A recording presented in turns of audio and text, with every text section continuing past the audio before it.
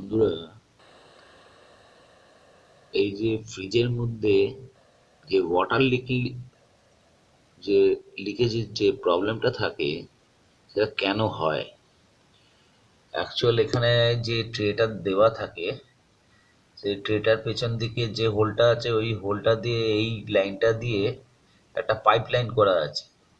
যে পাইপ লাইনটা দিয়ে যে জলটা যখন আমরা ডিফ্রস্ট করি বা লোডশেডিং হয়, তখন বরফটা গলে গেলে সেই জলটা এখান থেকে পাস হয়। এই জলটা পাস হয়ে একটা পাইপ লাইন দিয়ে এর পেছন দিকে নিচে, যেখানে কন্ডেন্সার থাকে তার নিচে একটা ট্রে থাকে, সেই ট্রেতে গিয়ে জলটা জমা হয়। এবার দেখাচ্ছি বন্ধুরা, এই ট্রেটার ভেতর দিয়ে যখন যাচ্ছে জলটা, যেহেতু আমাদের ডিপ ফ্রিজের মধ্যে মাংস, মাছ যত কিছু থাকে সেইগুলো গলতে থাকে। এবার গলে একটা লিকুইড ফর্ম তৈরি হয়।